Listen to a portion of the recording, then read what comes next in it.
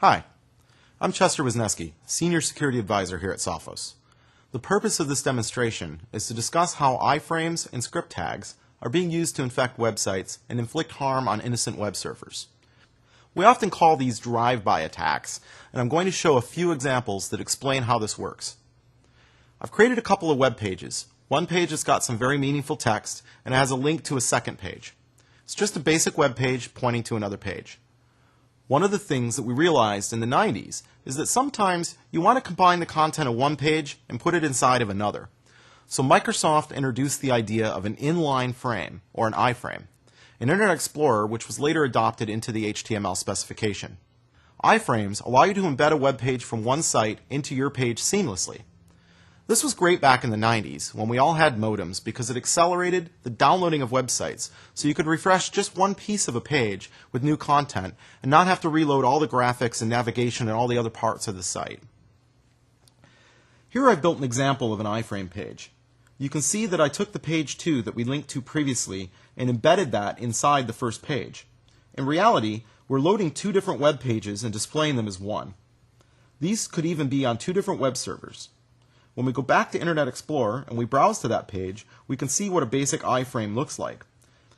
Now that we understand what iframes are and what they're for, one of the things that malware authors are doing is exploiting a few features of them.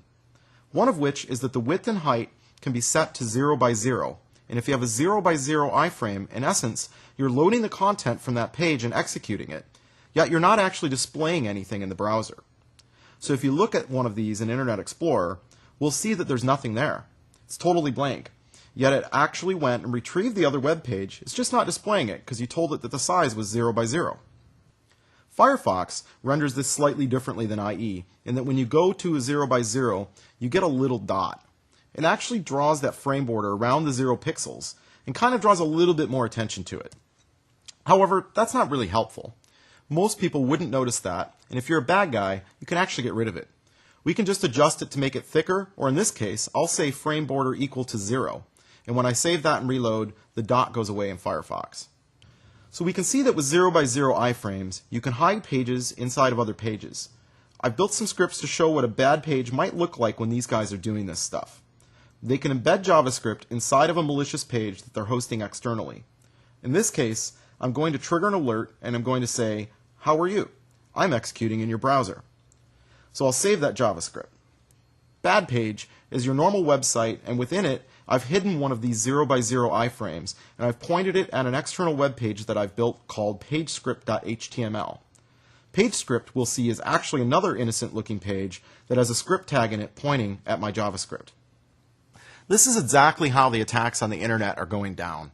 The cybercriminal will first find a way to embed one of these invisible iframes in your website. The malicious iframe points to a site that they control where they point a script tag at some malicious JavaScript, and this might be fake antivirus or other kinds of exploits. It could even be a booby-trapped PDF file or Flash file, whatever type of attack they want. But the key is that it's embedded invisibly into your website, and then it gets executed even though nothing is rendered on the screen. So if I go to /badpage.html, you'll notice IE gives me a warning.